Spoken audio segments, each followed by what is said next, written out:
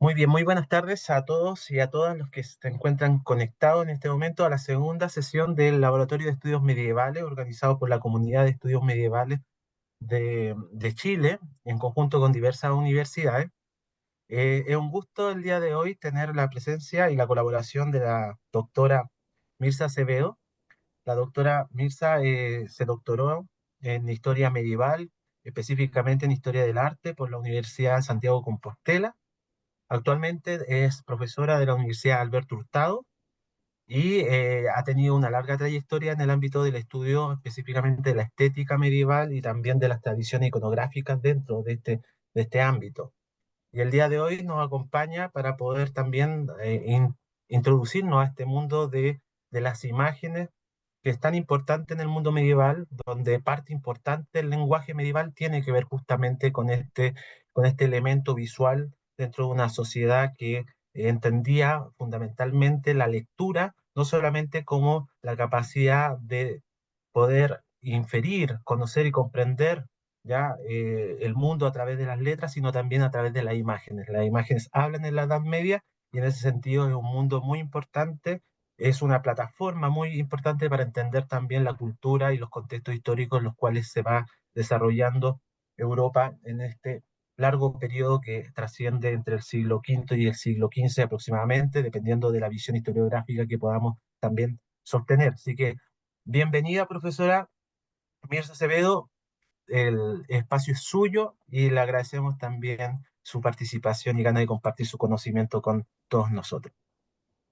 Bueno, hola, buenas tardes. Le agradezco a la comunidad de estudios medievales haberme invitado también. Eh, Voy a partir con la presentación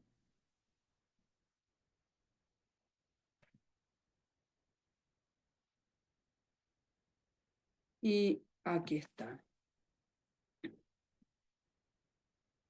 Yo esto lo puedo poner como presentación, ¿no es cierto? Sí, ahí. ¿Ahí lo ven bien todos ustedes? Perfectamente, Ah, profesor. pero lo abrí en cualquier lado, nada que ver. Aquí el inicio. Ahí. Bueno, miren, lo que yo estoy intentando hacer aquí, yo les comentaba antes de que comenzáramos, que había pensado en hacer, al principio dije, voy a hacer una especie de estado de la cuestión desde la historia del arte acerca de los diagramas medievales. Pero claro, cuando lo empecé a hacer me di cuenta que es un trabajo mucho más amplio, porque claro, em, es bastante fácil en realidad enumerar un montón de autores y sus problemáticas y llegar hasta el día de hoy. Desde el inicio de la cuestión de los diagramas para la historia del arte, hasta ahora como una enumeración y un cuento. Pero en realidad, mientras lo estaba analizando cómo hacerlo, me di cuenta que en realidad lo que tengo que plantear son los variados puntos de vista, cómo se contraponen esos puntos de vista muchas veces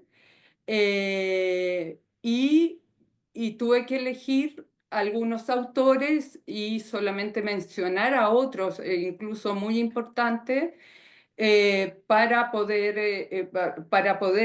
llegar a buen término en 45 minutos, que es el tiempo con el que más o menos cuento.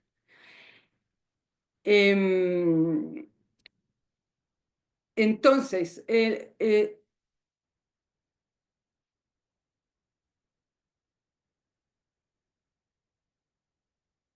se ha hablado en realidad desde la historia del arte, desde más o menos, es una, una mirada o un giro epistemológico incluso, la mirada a los diagramas, pero que se viene desarrollando más o menos desde los años 70 hacia acá. O sea, es un desarrollo de más o menos 50 años, pero toda la primera parte es mucho más lenta y es la última parte, estos últimos 10 años, incluso estos últimos 5 años, que se ha ido mucho más rápido y hay mucho más gente interesada en este tema. Y eso tiene que ver con el desarrollo tecnológico en la actualidad. O sea, hay un vínculo bastante grande entre la forma de pensamiento que hay o de diseño a través de la computación y los diagramas. Entonces, eso le ha dado un nuevo ímpetu a esto, a este ámbito de investigación. Voy a comenzar por quien todos, en realidad, la mayoría de los autores le dan, o si no todos en realidad, le dan el lugar como de iniciadora a estos estudios. Yo no sé cómo se pronuncia este apellido porque es de los Países Bajos, ¿ah? Smejer, supongo, o algo así, que se llama esta historiadora del arte que escribió este libro que se llama Divina Quaternitas en 1973, pero todo el mundo, yo incluso tenemos, al menos en el resto de Europa y en América, el libro de 1978. ¿Ya? Y antes que ella, quiero mencionar que hubo otros atisbos, otros investigadores que algo tocaron esto, entre ellos Harry Bover, que es, o Henry se llama, Harry Bover, norteamericano, que también se menciona en este tema. Pero lo que me interesa ahora es detenerme en esta primera autora que inicia este ciclo de estudio, ¿ya? Y ella en realidad propone lo siguiente, ella propone que en la Edad Media se dio una exégesis visual y que debido a esa exégesis visual es que los diagramas son tan importantes. Todos los que hemos visto eh,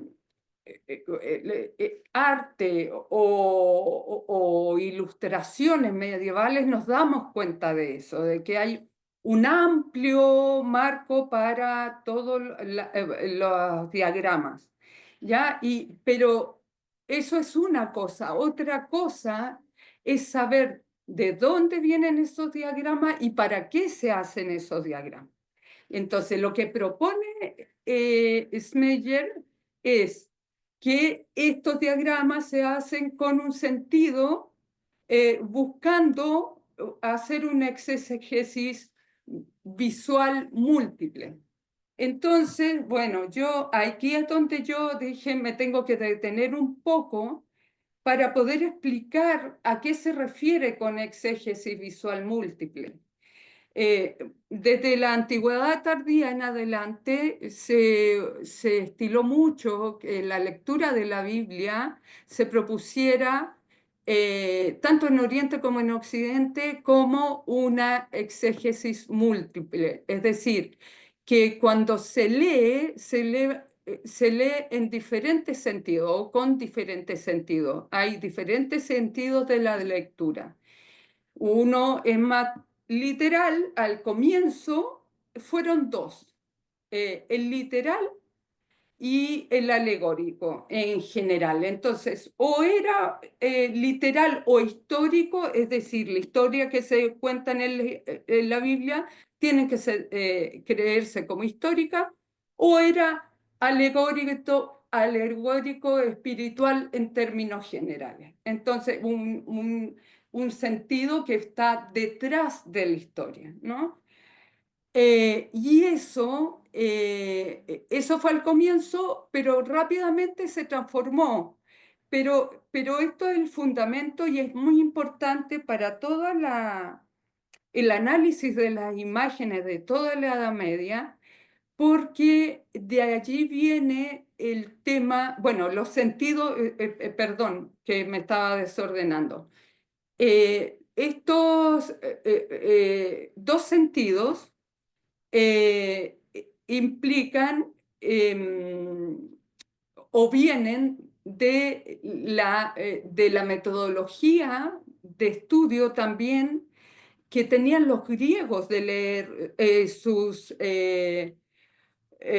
mitos y sus historias, porque ya llegó un momento en la Grecia clásica que era un poco ridículo, ¿no es cierto?, creer que había que creer las historias de los dioses tal cual como eran relatadas. Entonces se empezaron a hacer lecturas alegóricas acerca del papel de los dioses y de los héroes en las historias griegas. Bueno, de allí pasa esto a la lectura bíblica, pero con una diferencia. La diferencia es que en la historia bíblica también se reemplaza, como en Grecia, por ejemplo, un personaje, Adán, por ejemplo, puede ser entendido, o David, etcétera, o como aquí muestro, Isaac, estaba por ser sacrificado, ¿no es cierto? Todas esas figuras se podían entender alegóricamente como la figura de Cristo. Eso marca una diferencia con lo griego, porque en lo griego eh, no permanece la idea de que la historia sea real, sino que se reemplaza la figura cuando se hace una lectura alegórica. En cambio, la lectura cristiana se hace una validación tanto de la historia en sí, que es el primer sentido de esta lectura, con, y además se le suma este otro sentido al que se le llama sentido topológico.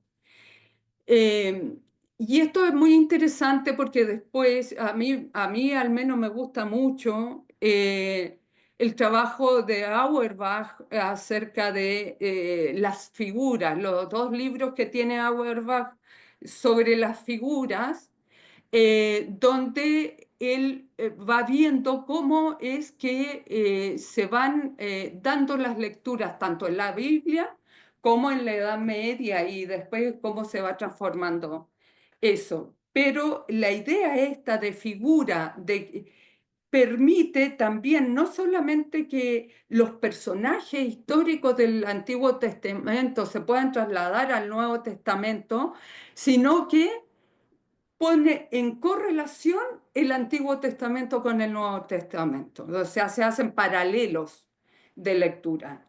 Y eso permite traer hacia el cristianismo el Antiguo Testamento. ¿Ya? Entonces, esta parte es bien importante. Yo sentí que era importante de aclarar, porque después se complica aún más, porque Schmeyer no plantea solamente estas dos lecturas que siguen durante toda la Edad Media esas dos lecturas, pero muchos autores, ya desde Orígenes, y lo retoma San Agustín, y después lo siguen retomando las diversas escuelas,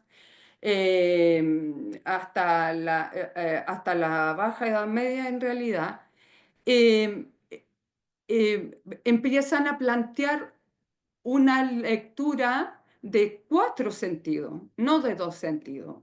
Es decir, este sentido alegórico primigenio se divide como en tres, se va especificando. Entonces se habla de un sentido alegórico en el sentido que lo vimos antes, ¿no es cierto? Que tú puedes transponer una figura con otra, pero también hay un sentido al que le llaman tropológico, que se refiere al sentido moral, y el sentido anagógico. Y aquí se empieza a complicar la cosa, porque tanto el sentido histórico y alegórico eh, no requieren de grandes capacidades intelectuales y de abstracción, pero los otros dos sentidos sí lo requieren.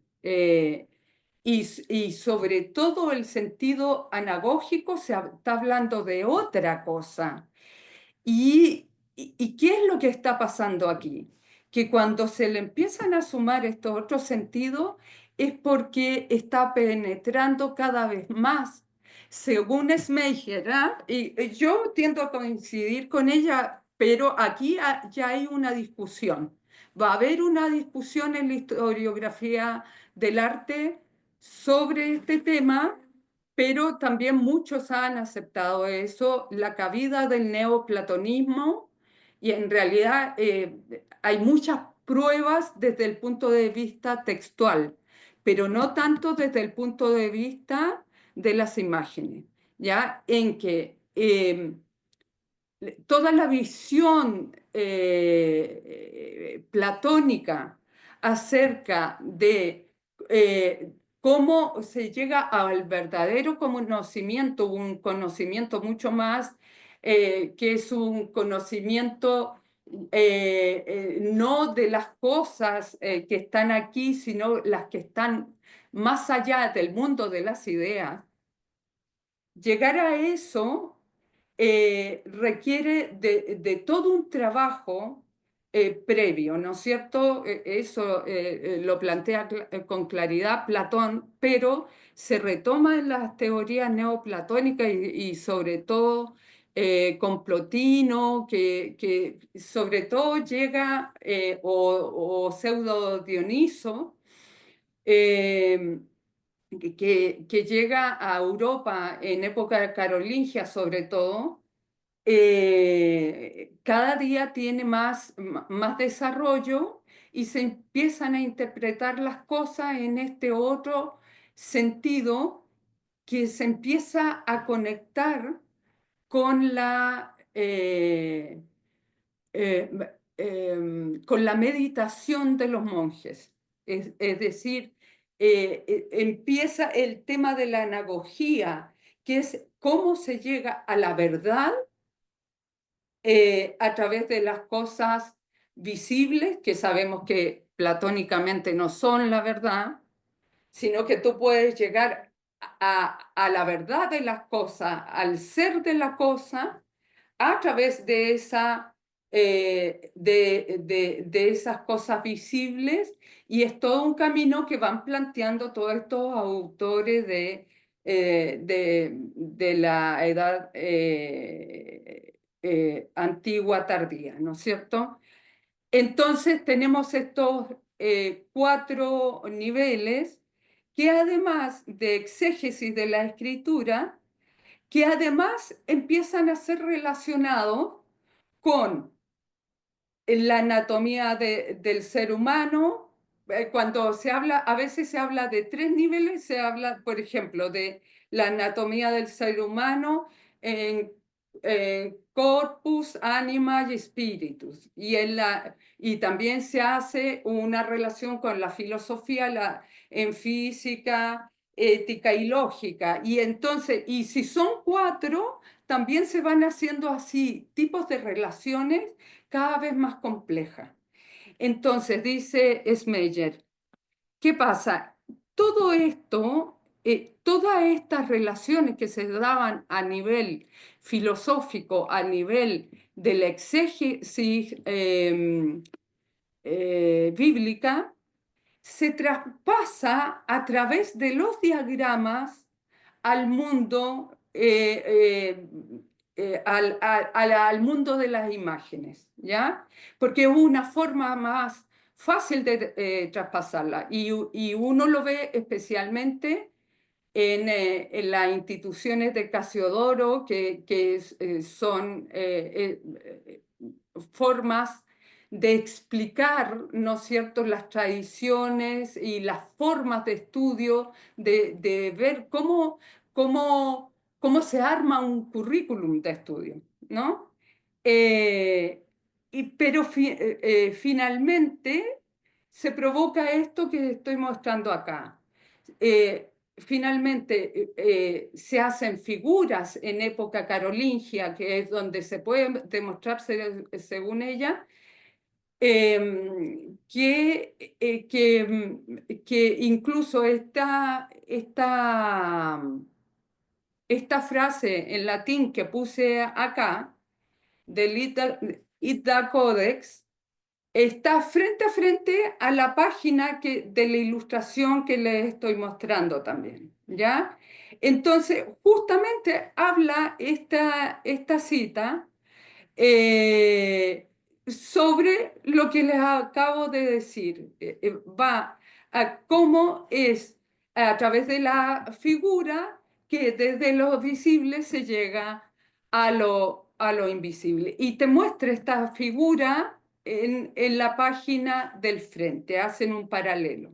Entonces, si ustedes se fijan en la figura, que esta figura no la puse yo, la pone la autora misma, no solamente tiene una especie de esquema detrás de la figura, del dibujo, digamos, de la pintura, sino que tiene una estructura geométrica. Un 8 en la mandorla de Dios, dos ochos en realidad tiene, uno es la nube y la otra formando el cielo, inscritos en un rectángulo, con las cuatro esquinas, ¿no es cierto?, usadas por los evangelistas.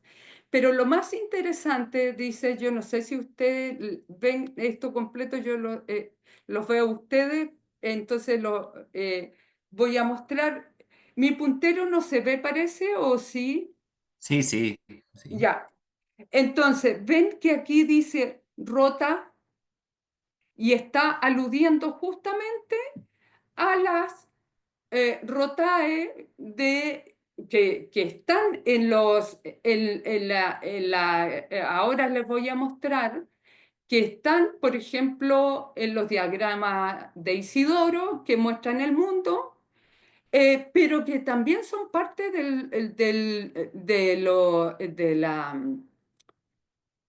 ¿cómo se llama? De lo que plantea Ezequiel para los cuatro vivientes, que son ruedas en los pies, ¿no? Y ahí y esto es de las pocas imágenes donde además lo escriben. Escriben que estas cuatro ruedas que están aquí son rotas o rotae, ¿no? Entonces es muy interesante esta apuesta y acá sí les traje eh, las figuras que se hacían. Entonces, Schmeyer dice, ¿de dónde viene esta forma de concebir la imagen que después se pone en esas imágenes de las Majestas Domini como la que les mostré antes? Entonces, las toma, dice, de libros científicos. Y esos libros científicos son los de Veda, ¿no es cierto? De Isidoro, bueno, después los Rabanomaurus, pero de la antigüedad tardía hay varios también. Pero nosotros tenemos ilustraciones que no son tan antiguas, todas son, al menos las que yo he conseguido, son desde el siglo VII en adelante, ¿ya? Y estas son las ilustraciones que se hacen para elaborar las relaciones, así como había relaciones en la Biblia, ¿no? Hay relaciones en el mundo, entre las partes del mundo,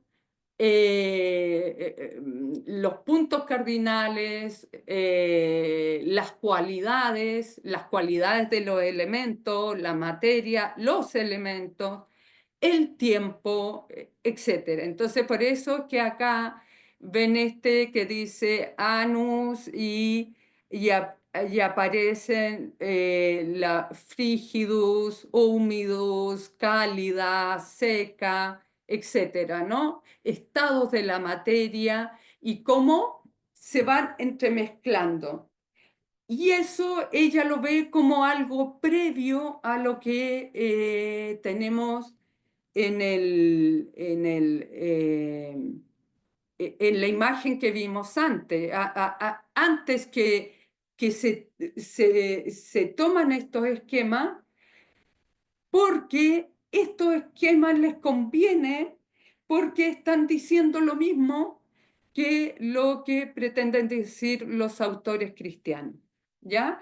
Esta idea de Schmeyer después se va a discutir un poco, y se lo mencionaré en su momento, pero la cuestión es que nadie discute que estos esquemas sean esquemas, los esquemas estos isidorianos, o este mapa también, que también entremezcla todos los puntos cardinales, pone la Tierra como un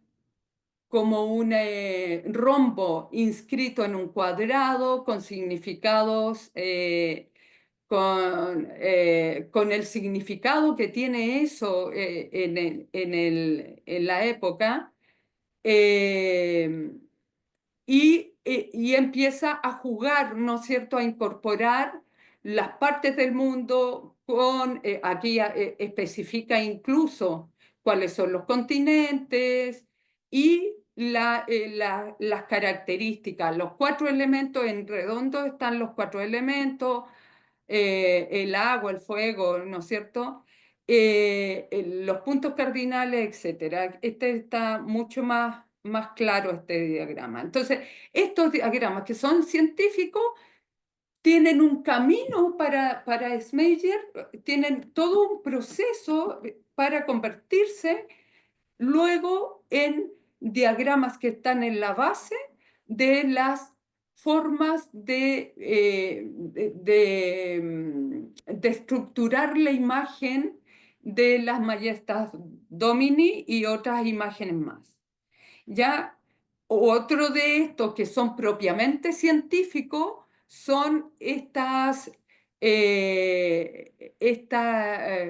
tablas, digamos, de Porfirio, que marcan, ven que son tablas lógicas, van marcando relaciones lógicas.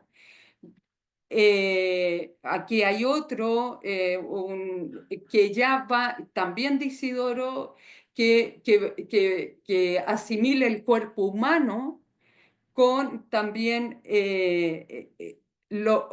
estados y otros, el mundo, los puntos, todo lo que ya hemos visto. Y también, como les había mencionado, aquí les traigo una de Casiodoro, un ejemplo de Casiodoro, donde asimila además los cuerpos geométricos con diferentes estados. Dice, frígida, por ejemplo, es el cuadrado y hace otras asociaciones. Húmeda, este otro cuadrado con otro color, cálido, etc. ¿Ya? No me voy a tener mucho en eso. Y entonces, dice ella, así llega un momento en que puede hacer, por ejemplo, se empieza a hacer una exégesis incluso más profundamente visual que incluso oral. Se empieza a pensar que puede llegarse a niveles mayores de formulación de verdades a través de la imagen, incluso más que a través de la palabra, ¿ya? Y acá se hace una asociación, por ejemplo, en esta imagen, entre la IN, para empezar, el Génesis, que era la misma que IN, con que se empezaba el Evangelio de San Juan, para hacer correlaciones entre los diferentes evangelios. Pero acá, como se trata del Génesis, se incorpora inmediatamente el mundo. Y acá ustedes ven una cosa que vimos antes, que es nuevamente inscrito un rombo, ¿no? Con las 4 partes en un cuadrado que está acá por las letras y marcado el centro. Eso es todo un patrón y en cada uno nuevamente, en cada uno de los puntos redondos, digamos, que hay en las esquinas marcadas, hay una época del año, una de los elementos, y una cualidad de las personas. Entonces se van interrelacionando cosas. Bueno, ahí ella menciona, y yo se los traje porque, no tanto porque yo creo que ya, salvo que haya alguna duda, pero yo creo que ya está explicado cómo es esta forma de la exégesis múltiple y cómo se da a nivel de las imágenes y cuál es esa relación que hay con la lectura bíblica, pero como después se expande a otras partes. Y bueno, y acá tenemos una cosa mucho más tardía, que un vitral en Saint-Denis, que la hizo Suger, que él mismo le llamó, que era un vitral anagógico. Él dice que mediante este vitral se puede llegar de las cosas visibles a las invisibles. ¿Ya? ¿Y qué plantea? Justamente, por ejemplo, un arca de la alianza asocia a Dios Padre, Creador, con Dios Hijo a través de poner en el medio ahí del arca como si fuera también Cristo crucificado, los 4 evangelistas, pero con las ruedas está de las visiones de Ezequiel, elevándose el arca. Y entonces toda esa idea, más la luz y todo eso, se empiezan a relacionar. Y a la derecha está una ilustración, ven que dice aquí, eclesia y sinagoga.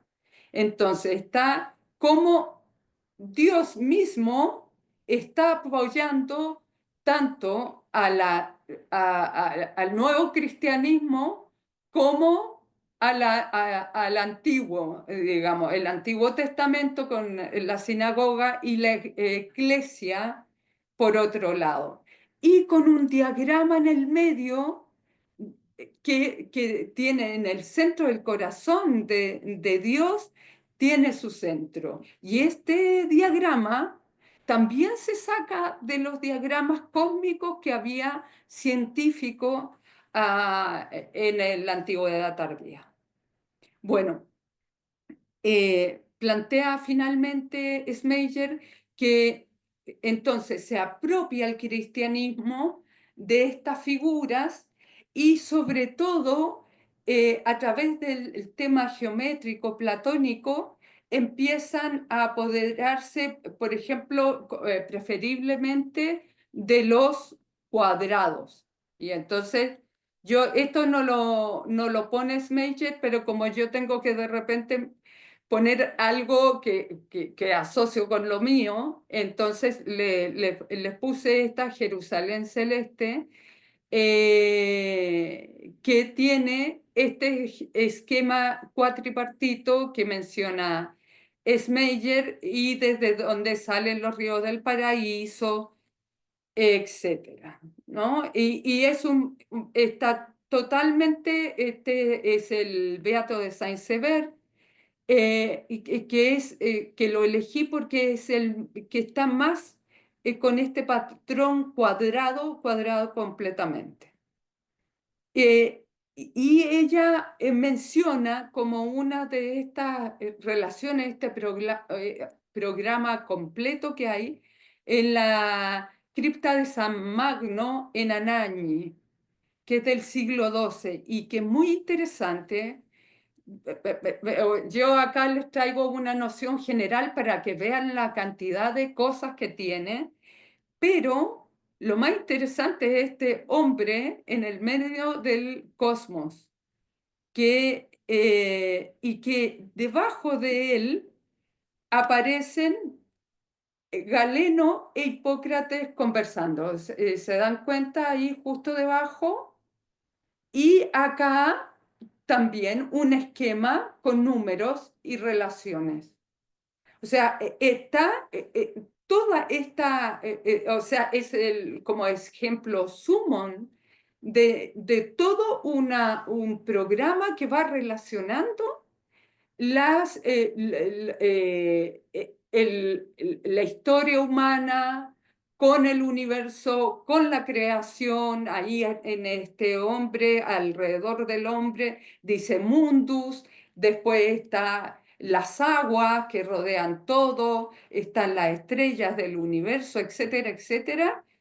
Y está hablando, ¿no es cierto?, de las enfermedades, de los desequilibrios, todas esas correlaciones que había entre el mundo, el microcosmos y el macrocosmos, pero a través de estas imágenes que son diagramáticas. Bueno, ahí terminé, yo espero que sea el más largo de todos porque o si no, no voy a alcanzar nunca. Eh, y comienzo con un nuevo hito. Este es un hito en este tipo de estudios, que es de Michael Evans, que es de 1980 y que se llama la geometría de la mente. Y él plantea, hay cosas que recoge y menciona Schmeyer, pero él está buscando otra cosa, ¿ya?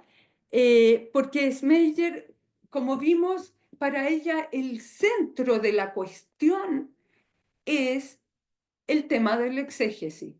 En cambio, para Evans, si bien él no niega que llega al plano del exégesis, de lo que realmente habla es de las formas de pensar en la Edad Media, cómo se estructuran las formas de pensar. Y entonces empieza su artículo, mira, yo lo traigo como un granito y solamente se conoce un artículo de él, o al menos yo no he tenido posibilidades de encontrar otras cosas, y ese artículo tampoco lo he buscado en muchos lugares y no lo he encontrado, lo encontré solamente hace años en una página web filosófica que reproduce algunos artículos que no se encuentran. Y entonces, a partir de eso, es que yo lo conocí, pero es un autor que, claro, por el año también no tengo cómo ubicarlo más físicamente, etc. Sé que es norteamericano también. Bueno, él plantea entonces que quiere leer esta imagen, que es una imagen de una genealogía de Cristo, ¿ya? que viene en rollo, y que aquí está hablando como de una especie de rueda de los vicios. Y hace lo mismo, ¿ven? Se apoya en las formas que yo les mostré de Isidoro para mostrar los diversos vicios. Ven ustedes los vicios ahí que están súper claros con su redondel, etcétera.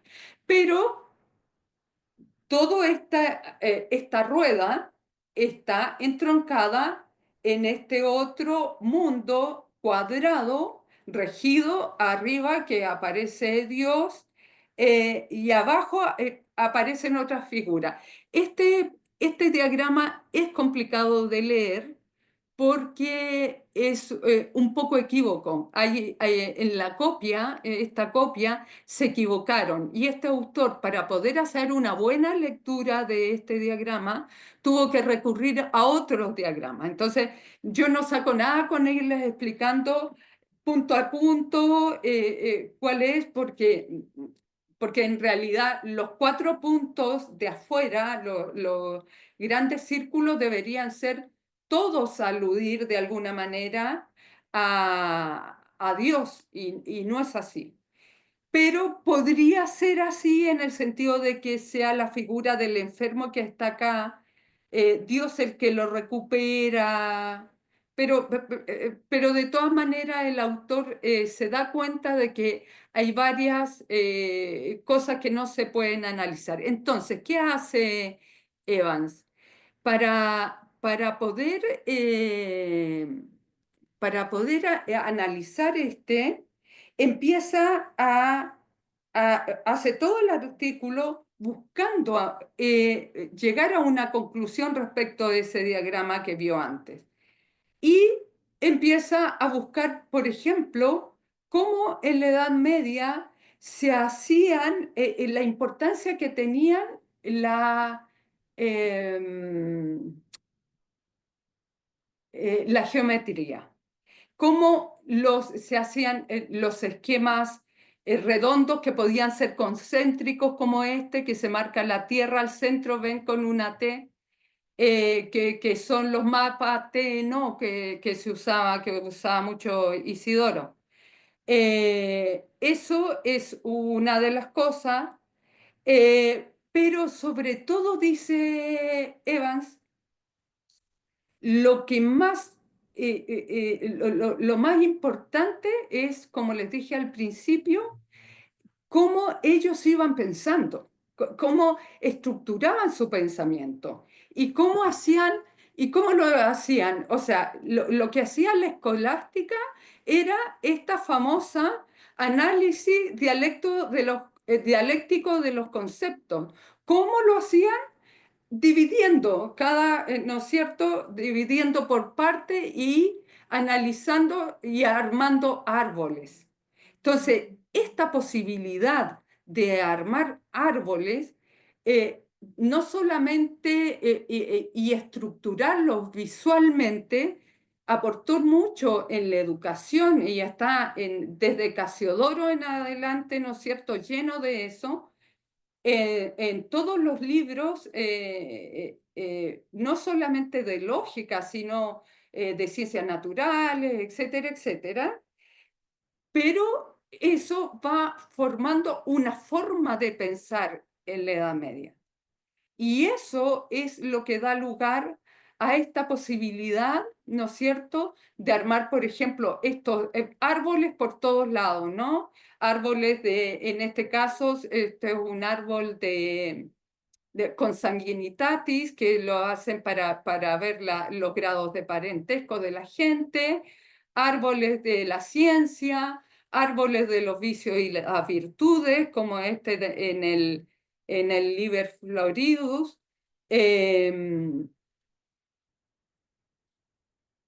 Que ven que acá lo que hace es mostrar, no va al fondo de lo que está planteando el autor Evans.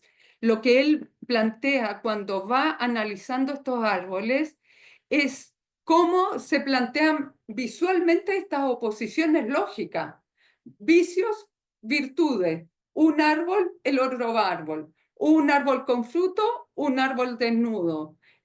Cómo de cada una de las raíces de los males se van produciendo otros males, como en las raíces de las virtudes va produciendo otras virtudes hasta que llegan a la cima. O sea, esas formas de pensamiento es lo que le interesa a Evans. Y él pone este ejemplo de una roseta, ¿no es cierto?, que también nosotros ya vimos antes, en alguna de las figuras que vimos antes, de cómo se correlaciona el hombre con el mundo, el año, los vientos, los elementos, ¿ya? Entonces, es esa mirada de cómo ellos van usando los modos de ver, los modos, o sea, aquí hay dos cosas, no solamente es que están las relaciones lógicas, que está la importancia de las figuras geométricas, sino que está cómo uno propone en la Edad Media un libro para ser visto. Aquí yo lo asocio con mis propios estudios, en donde yo he podido concluir que un libro, en muchas ocasiones, sobre todo los libros para los monjes, para los que tienen ya habilidades superiores de pensamiento, que hayan estudiado el trivium y el quadrivium y que leen para poder meditar, y como dice Mary Carruthers, cuando hacen ese proceso, hacen un proceso de memorización, pero no una memorización de la cosa, sino una memoria creativa. Van creando cosas nuevas en la medida que van trabajando sobre esta figura. Entonces, es muy interesante lo que plantea Evans, porque dice, por ejemplo, la figura del círculo, ¿qué permite? Ven al costado izquierdo, aparece un libro donde al ser redonda, ahí está la figura del sol, pero le ponen un aparatito, ¿ya?, para que uno pueda ir manipulando la figura. Y entonces tú vas viendo el movimiento del sol, pero tú actuando, ¿ya? Bueno, y a la derecha pasa lo mismo. Son figuras que te permiten interactuar y mover. Parece casi un reloj lo que hay a la derecha. Bueno, y acá me equivoqué de foto porque yo les quise traer una fórmula mucho más primitiva que es en este evangeliario, que dice, desde el centro hacia la periferia, dice Evangelia, Evangelia, arriba Evangelia, abajo Evangelia. Pero ¿qué pasa con esto? Que hacia la izquierda están las letras patas para arriba. Es decir, quiere decir que, y el centro, esa E del centro está bien marcada en negro, como si ahí uno fuera a pinchar algo. Entonces se pudiera rotar justamente este esquema, y entonces cuando esto que está a la izquierda esté arriba, estaría igual que está la vertical, y cuando esté a la derecha estaría igual como está a la derecha. Es decir, siempre, o al menos desde época carolingia, como decía Schmeyer, hubo esta tentativa de convertir, primero acá hay con eso un intento de convertir el cuadrado en círculo, porque al dar la vuelta se vuelve círculo. Y en segundo lugar, esta tentativa de que el usuario use el diagrama, no solo lo vea, no solo lo lea. Cuando lo lee y lo ve, es una lectura compleja, tiene que trabajar, pero además tiene que imaginar y tiene que hacer cosas con eso. O tú puedes dar vuelta así y lo lees bien. O sea, el lector no es solo lector, no es un lector meramente intelectual. Bueno, entonces finalmente llega a la conclusión que este autor, con que no se trata de simplemente una ilustración, sino un ejemplo, esta era la imagen que él estaba analizando, ¿no es cierto? Sino un ejemplo sofisticado de la tradición de la exégesis visual a través del medio de la literatura, del diseño geométrico. Es decir, él ahí se fija en que hay toda una mirada literaria, hay un nuevo, hay una nueva forma de escribir y una nueva forma de leer, una nueva forma de narrar propiamente medieval, que es la diagramática. Hay otros autores que refuerzan luego esta idea, o sea, cómo se convierte en una sintaxis propia. ¿Ya? El diagrama. Profesora, profesora, disculpe, estamos pasados los ¿Estamos 45 ahí? minutos. Ah, Sí, ¿ya estamos pasados? sí. Ya. Entonces no llegué ni ahí con mi idea. Me demoré mucho más en exponerla que yo había, de lo que yo había pensado, pero vuelo y termino, ¿ya? Eh, bueno, Cabines va mucho más hacia atrás, hacia época neolítica y las figuras que refiere. Otra autora fundamental es Bárbara Obris, que se refiere ya a los diagramas en un sentido mucho más científico. Bianca Kuhnel, quien se pelea un poco con Obris porque plantea que en realidad ese supercientificismo desde la tardía antigüedad no existe, porque incluso los diagramas isidorianos siempre tienen una cruz al medio, hay siempre cristianismo en el medio y escatología.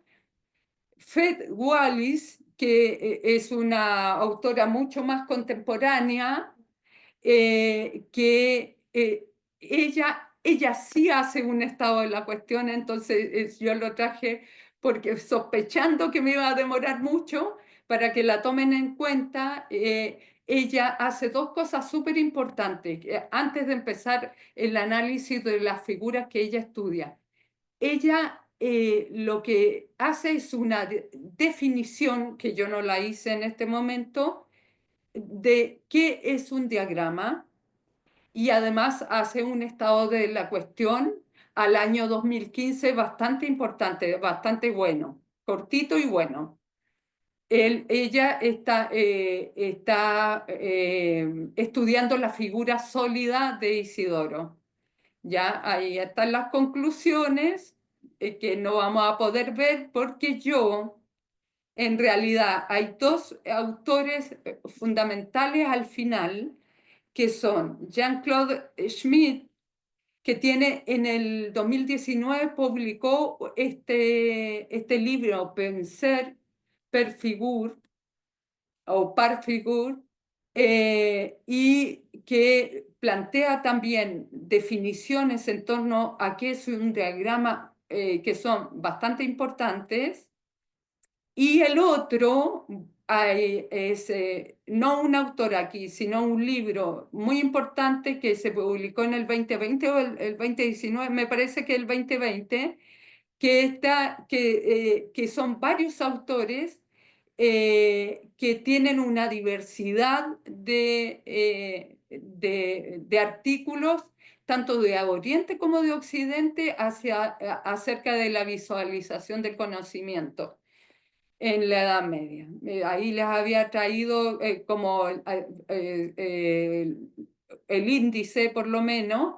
Y el otro autor realmente importantísimo, que me hubiera gustado tener tiempo para hablar de él, lo voy a tener que dejar para otro momento porque realmente es muy importante, es Jeffrey Hamburger, que trabaja en Harvard y que imagínense, puse todo esto, fui sacando libros y artículos de él que para mí son súper relevantes, que habla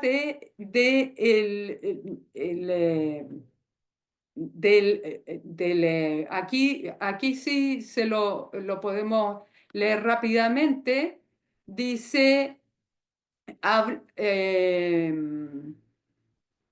de que no se trata solamente que el pensamiento genere diagramas, sino también que los diagramas generen pensamiento. Y habla de las tablas de oposiciones, cómo en la Edad Media se construyeron muchos ¿cómo se dice?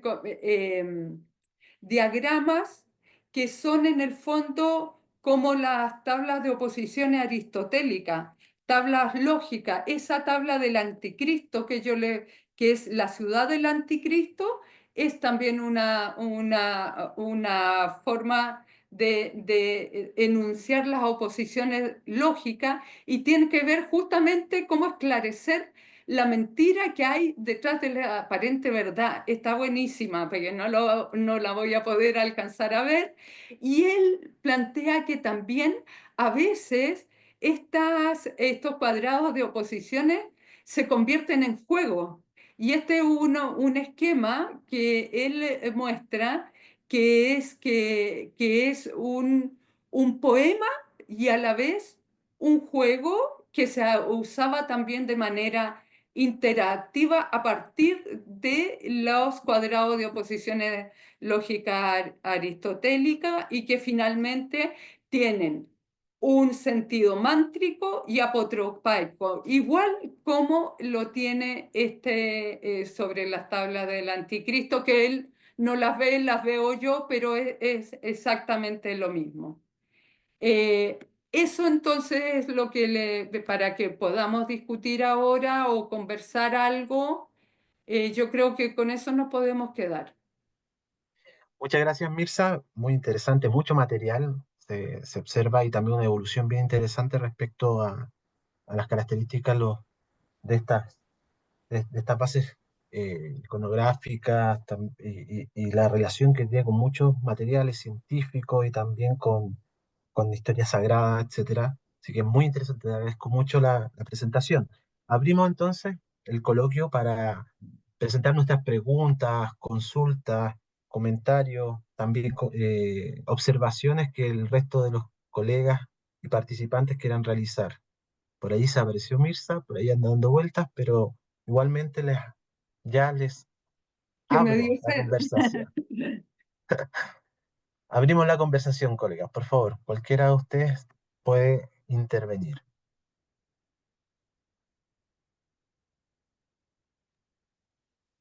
No sé. Buenas, espero si me escuche. Sí, perfecto, Miguel. Adelante. En primer lugar, quisiera agradecer el contenido. En sí, me ha volado la cabeza las interpretaciones que se pueden hacer sobre figura artística y más que nada los significados que se pueden ver presentes. Uno no pensaría tanto en el carácter científico religioso representado en múltiples imágenes de la Edad Media. Yo tenía una imagen mucho más romántica, oscura de esta etapa y quise agradecer la información al presentar esto. Y además, tenía una cuestión más que nada sobre la última parte, que el anticristo, no entendí mucho sobre la última presentación. y quería saber si se podría hacer una pequeña explicación nuevamente para eh, ya significar esto que he aprendido, que no encuentro dónde agarrarme. Es solo eso, muchas gracias.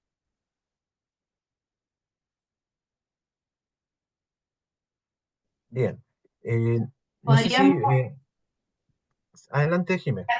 no, podríamos juntar un grupo de preguntas y no sé si la Mirza puede sacar la presentación para vernos mejor la...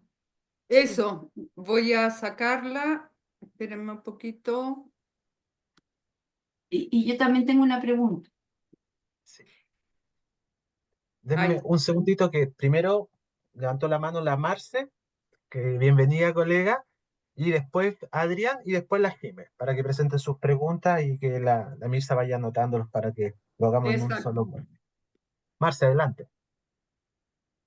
Hola, primero que nada, muchas gracias por la oportunidad de compartir por este medio, porque la verdad uno va de un lugar a otro, yo por lo menos que trabajo en Valparaíso y en Santiago, en fin, era imposible asistir en persona, así que cuando vi el tema me encantó. Felicito a Mirza, evidentemente es un tema muy amplio, que como ella fue explicando requiere una capacidad de síntesis digna de un estudioso medievalista. Mi duda es la siguiente, y creo que Mirza es la mejor persona para aclararla. Yo conozco algo de este tema porque en algún momento he estado en contacto con una chica chilena que está haciendo su doctorado en Alemania, que está estudiando la geometría en el arte musulmán. Es Antonieta Emparán.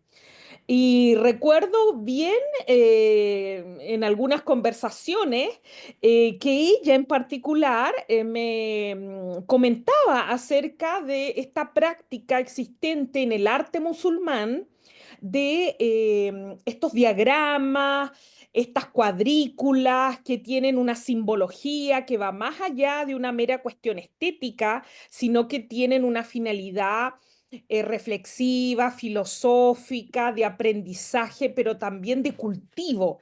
Entonces, al escuchar a Mirza, y ella de hecho en algún momento lo comentó, me recordó eso y me viene la duda. ¿Hay algún vínculo entre, vínculo me refiero dialogante, productivo, con la cultura musulmana respecto a este tema de los diagramas, de estas cuadrículas simbólicas, en fin? Porque en la medida que va avanzando en el tiempo, me refiero dentro del mundo medieval, son cada vez más notorios. Por ejemplo, el texto de Suger, yo lo ubico, ese diagrama, también ese del anticristo, yo también lo he visto, incluso uno que puso al final con los nombres así como una especie de sopa de letras, lo conozco. Entonces, el planteamiento de ella me hizo pensar en si existe algún vínculo con el mundo musulmán, cómo se da, en fin, no sé, ahí lo dejo libre. Bien, Marce. Gracias, Marce. Adrián, por favor, que había levantado la mano también. Hola, buenas tardes. Primero, agradecido, increíble de la presentación, de verdad, maravilloso el estudio medieval desde esta dinámica que va más allá en esta nueva apreciación de la cosmovisión de la época. Y en base a eso mismo me asalta la siguiente duda. Tanto, como decía recién la colega, en la tradición islámica como en la tradición hebrea, el posicionamiento y el número tiene no solamente una ubicación en el espacio, sino que un sentido. ¿Sí? Es un objeto y es un símbolo y tiene una información que denota un contenido sobre lo que se está sucediendo en el lugar. En esta estructura que muestra la profesora, en esta idea geométrica, ¿también sucede eso? O sea, nosotros podemos deducir de que el posicionamiento tiene un sentido más allá de la ubicación que uno encuentra ahí. Esa es mi duda al respecto. Muchas gracias. ¿Cómo fue que era la pregunta? Lo que pasa es que, a ver, Yo en el... entendí toda la en primera parte, ya, la pregunta al final. si tal como en Pitágoras el número tiene un sentido que va más allá de la ubicación espacial, sino que tiene un concepto detrás, ¿en esta Ah, estructura geométrica también se ve? ya. Perfecto. Gracias, Adrián. Gracias. Jimena, y después viene Juan Manuel Céspedes. Mirza, es realmente fascinante tu presentación. Yo creo que estamos todos con la cabeza así pensando muchas cosas y una de las cosas que encuentro fascinante es entender un poco cómo se conoce, cómo se entiende, cómo se conoce, cómo se aprende, porque aquí vemos lo simbólico, la relación entre el mundo conocido y desconocido, la relación de lo que se ve y el más allá, ¿no es cierto? La abstracción, la capacidad de visualizar, la abstracción, un montón de temas y en uno de los aspectos que tú mencionaste, que uno de los autores habla de usar el diagrama, ¿no es cierto? De tener que trabajar y imaginar sobre él. Entonces, a mí me viene la duda, no sé si se perciben estos distintos autores, ¿cómo aprendían los monjes de esto? O sea, ¿cómo era su formación? Porque es mucho más compleja de lo que nosotros imaginamos. O sea, que hay una capacidad de interrelación, de conectar distintas esferas del conocimiento, de la historia bíblica. Entonces, ¿cómo se forman los monjes? Sí, es bien, bien interesante. Es como un mundo también que puede jugar entre lo que se puede conocer y lo que otros no conocen, no sé. Me parece súper interesante ese tema. Gracias. Bien, y por último, Juan Manuel Céspedes, que había también levantado la mano, y con eso cerramos las rondas para que pueda Mirza desarrollar su respuesta. Buenas tardes, se escucha, ¿cierto? Súper bien. En primer lugar, quería agradecer la instancia, la charla y la capacidad que se ha presentado para introducirnos a este tema que yo lo encuentro realmente muy significativo, pensando en que hoy estoy cursando acá en la Universidad de Chile un ramo de formación complementaria de arte religioso y prácticas devocionales. Entonces, yo quería consultar cómo los diagramas se vinculan tanto con el arte religioso y con las prácticas devocionales pensadas en el culto como tal. Eso. Muchas gracias. Gracias, Juan Manuel. Bueno, Mirza, digamos varias preguntas, no sé si podamos todas profundizarlas, pero por lo menos dar algún tipo de guía respecto a cada una de ellas.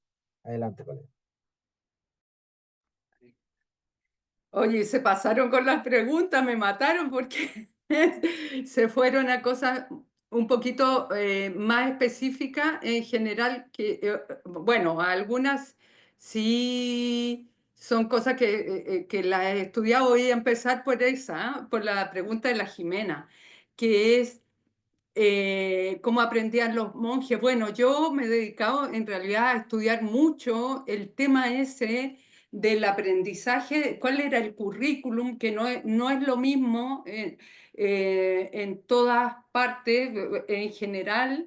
Viste, claro, las abadías que seguían al tipo de, o sea, la regla benedictina tenía más o menos, ¿no es cierto?, un tipo de currículum y que es muy, y que se empieza a homogenizar ya por el siglo XII, qué sé yo, ya es bastante generalizado en toda Europa.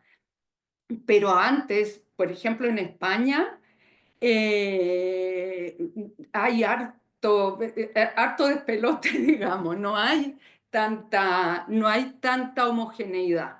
Hay mucha variedad y hay algunos que estudian más, otros que estudian menos.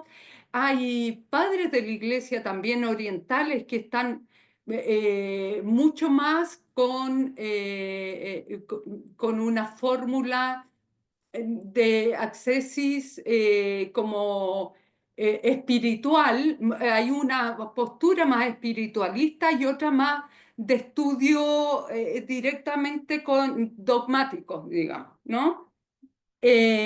O sea que hay líneas diferentes, pero más allá de eso, en ambas tendencias, eh, hay un libro muy lindo que viste que hay muchos libros que uno lee, que uno dice que el libro más bueno.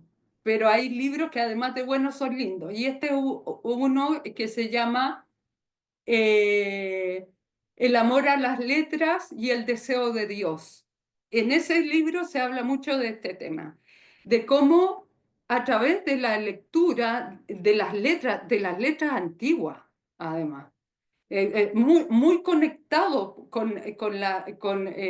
porque ellos tenían que empezar estudiando para aprender latín. De alguna parte tenían que aprender latín. Entonces, se basaban en letras antiguas, es decir, en Virgilio, qué sé yo. Se hacían estudios de letras literarias. Y de hecho, muchos monjes después, ustedes, por ejemplo, no sé si tienen en mente a Rabano Mauro y sus poemas a la cruz, que son con letras, etcétera, etcétera.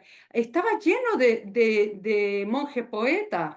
Entonces, todos ellos, que además eran poesía geométrica y era muy parecida a la poesía actual que las Carminas Figurata, ¿no? Que combinaban imagen y texto. Y la cosa es que ellos empezaban así, pero como les digo, había algunos que, según algún autor, Casiodoro estaba entre ellos, como que cuando viste que Casiodoro establece todo este régimen para los monjes de educación, pero que él pone un énfasis mucho más amplio en el conocimiento, en el conocer. En cambio hay otros, como por ejemplo Gregorio Magno, que su forma de enseñanza hacia los monjes es mucho más espiritualista. Es otra manera de educación. Pasan por las mismas cosas, por el trivium y el quadrivium. O sea, todo monje tenía que saber algo de matemática, tenía que saber algo de geometría, pero no todos llegaban a los mismos lugares. Había algunos monjes que quedaban en un nivel inferior y otros quedaban en niveles superiores. Esta exégesis visual fue algo que yo no alcancé a decir antes. Estaba dirigida a los que tenían esa formación superior. O sea, ellos podían lograr esto de la anagogía, el llegar a las cosas espirituales. Pero para los que no tenían un desarrollo espiritual tan amplio, quedaba la historia. O sea, la figura de Dios, los evangelistas, etcétera. Había muchos niveles de educación, no había solo uno, pero había ciertos niveles que yo sospecho que eran muy avanzados y la que nombré, Mary Carruthers, que tiene 2 libros sobre la memoria. Ay, no me acuerdo bien los nombres en este momento. Bueno, pero ella que hablaba de eso, de un tipo de memoria en que la persona elaboraba, es una memoria creativa. Bueno, esa autora tiene todo un desarrollo en sus libros acerca de los métodos de enseñanza y aprendizaje de la Edad Media y a nivel de los monjes, y a mí eso me da mucha idea de la correlación que hay con la actualidad. Porque, como yo les decía, la educación en esa época es tan completa en el sentido de que se usaban todos los sentidos para poder leer, porque no solamente se leía, sino que se recorría, se miraba, se olía, etcétera, etcétera, ¿no? Hay una relación muy integrada no existe el texto, yo creo, en esa época, el puro texto no existe. Lo que existe es el libro que es un objeto integrado en la vida de esos monjes. Bueno, eso es lo que te puedo decir en este momento porque hay miles de cosas para decir, para poder responderle a los demás. Cuando me hablan que sé mucho menos del vínculo de los musulmanes y diagrama, yo creo que era una... no creo estar equivocada si digo que en realidad esto es una cultura aprendida en toda la zona, porque yo, por ejemplo, en el mundo, viste que los musulmanes tomaron mucho de los griegos y tomaron mucho también del mundo eh, bizantino. Entonces, y está lleno, o sea, si tú, como permanecen más además las figuras en el mundo este asociado a lo bizantino, uno cuando va a Venecia lo ve en Italia que está ligada al mundo bizantino, también lo ve. Está lleno, lleno, lleno de estos diagramas en el norte de África, etcétera. O sea, todo el camino que recorrieron los musulmanes tienen este vínculo tanto con los diagramas como con la parte de los números, que es la otra. Pero pero antes de pasar a la otra pregunta, pero hacia el interior, ¿cuáles son las vías comunicantes? Bueno, dentro de España, yo no lo he estudiado tampoco muy bien, pero efectivamente se movía mucho a través, entre el norte, la parte de Carolingia y Toledo y el sur. O sea, hay un trasiego de libros y hay muchos libros también que vienen del norte de África. Eso sí lo he estudiado bastante, cómo se van haciendo de los libros para las bibliotecas, que incluso la biblioteca que yo más estudio, que estaban en Asturias en el siglo 8 o 9, tenían acceso a las cosas de Occidente, pero también cosas que se estaban haciendo en el sur. Ahora, otro mundo es el que surge a partir del siglo XIII, ¿no? Ahí estamos hablando de otro momento. Yo me dedico a la Alta Edad Media. Entonces, realmente habría que preguntarle a un colega que sea mucho más, que se preocupe más de los temas del sur para poder saber más detalles acerca del punto. Lo otro que me pregunta Adrián y que menciona la tradición hebrea, a mí me entusiasma mucho eso, porque, claro, la cuestión de eso, no solo del número, sino en la cábala y todo eso, la noción del número, pero también de la letra como objeto, o sea, cómo vuelve realidad a través de la meditación. Yo creo que eso es porque incluso Agustín lo dice también. ¿Cómo tú puedes llegar a la verdad? Llega a la verdad a través del número, porque el número es lo que no está contaminado, me voy a ir para el otro mundo, hacia Descartes. No está con la oscuridad de las cosas de este mundo, ¿ya? ¿Qué es la geometría? Descartes diría, son las ideas claras de cartesiana. Eso es la geometría y el número.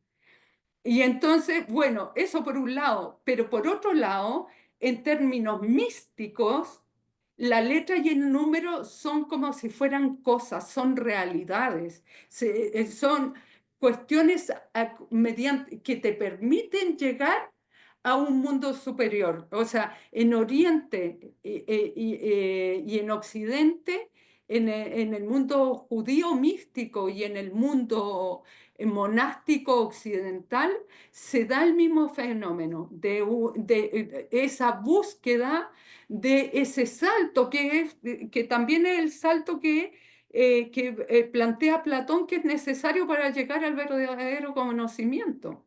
Porque el conocimiento no está en las cosas de este mundo, está en lo universal, ¿no es cierto?, en la idea, etc. Y esa idea, hay formas de llegar a ella. Lo que pasa es que ahí también está toda una cuestión de la influencia de la tradición gnóstica. Y los gnósticos son los que más como que quieren llegar a Dios directamente. Y eso se puede hacer para la tradición occidental, no de una manera tan directa, se llega de una manera mucho más indirecta a través de la meditación, pero tiene que haber una salida de la racionalidad. No sé, para poder llegar al último escalón de la meditación, en todas las culturas, tú tienes que salir de ti mismo, tienes que salir del aquí. O sea, tú pasas de las cosas de aquí, porque en esas formas de las cosas de aquí, tú encuentras atisbos de la realidad a un estado en que ya no necesitas la racionalidad, pasa a otro estado. Bueno, en Platón también es así. El momento superior del conocimiento es ese. ¿Hay algún que me falte? De las prácticas devocionales. Mira, sí tendría, y me falta lo que me dijeron pero eso se los tendría que mostrar rápidamente de nuevo, no sé si tenemos tiempo. Sobre las prácticas devocionales, sí tiene mucho que ver esto con las prácticas devocionales, pero eso, como decían en mi tiempo, es otra historia, pues no te puedo explicar eso porque o sea, te tengo que referir a iglesias, a cómo estaban construidas las iglesias, cómo se instalaba, por ejemplo, los curas ahí, cómo estaba el público, cuáles eran las relaciones espaciales. No, es muy complicado explicarlo así, no es el mismo tema, porque mi tema en este momento era simplemente presentarle a ustedes cómo va la investigación de esto, cómo se ha ido haciendo tan popular en este momento la investigación de los diagramas entre los medievalistas, y entre los cuales estoy yo. Entonces, cuando un día me toque hablar, ahí me preguntan cuál es esa relación. ¿Quieren que les muestre del anticristo o no alcanzamos? Nos quedan 2 minutitos, colega, de sesión. No sé si Ah, alcanzan 2 minutos. no sé si alcanzamos entonces. ¿Y no pueden ser 5? ¿O se te acaba? Se me acaba la reunión como está programada, maestra. No, entonces no se lo puedo mostrar. Ya. Es que lo que pasa es que eso en todo caso se lo digo al estudiante, eso es una tabla de los nombres del anticristo que está en todos los beatos de la Ilíada, es donde se propone una especie de juego, un meditativo, en que los monjes tenían que leer eso e ir adivinando los nombres, son 7 los nombres del anticristo, y entonces aparece una tabla con números y uno va viendo todos los nombres del anticristo. Y en el centro hay una ciudad que aparece en el Apocalipsis, que es una ciudad igual a la Jerusalén celeste, pero en realidad es la ciudad del Apocalipsis. Entonces es un juego especular en que uno cree que es verdad lo que es mentira. Quien te dice que es cristiano no es cristiano. Entonces, ¿qué hacen ellos? Oposiciones lógicas para llegar a la verdad. Eso es lo que le puedo explicar así, de rápido. Bueno, muchas gracias, profesora. Ha sido un gusto. De verdad, se nos abrió todo un mundo a través de su exposición y de las temáticas tocadas respecto a los diagramas y también en la forma en que el pensamiento medieval se va desarrollando y también se va representando a través de un lenguaje que también tiene sus diferentes capas de interpretación y también para públicos distintos. Y eso también es muy interesante, la polifonía de la imagen en función también de quienes están capacitados para hacer de alguna manera la interpretación del fenómeno visual. Así que de verdad, muchas gracias. Estamos justito en la hora, estamos justo cerrando las 19 horas y aprovecho también de invitarlos a todos y a todas para este 28 de mayo, en el cual vamos a tener la tercera sesión de nuestro laboratorio y en este caso va a estar a cargo del profesor José Miguel de Toro de la Universidad de los Andes con el tema Una mirada a Oriente desde la península ibérica en el siglo XIV, que también va a ser una jornada, esperamos, extremadamente interesante y también contar con la presencia de los que están presentes y también con más personas que quieran también compartir con nosotros este mundo medieval. Sin más, Muchas sin querer gracias. también ocupar su Muchas tiempo, gracias Muchas gracias. agradecemos nuevamente a la profesora a y los nos vemos, organizadores. sí, pues, y nos vemos prontamente, ¿ya? Aquí en la comunidad de estudios medievales de Chile. Un abrazo fraterno para todos y todas. Chao, Mirko, Chao. muchas Gracias, gracias. chao, que les vaya muy Así bien. que rico Chao, gracias a verte. todos. Muchas gracias. Chao. Un Chao. gusto, ya nos veremos. Chao. Chao.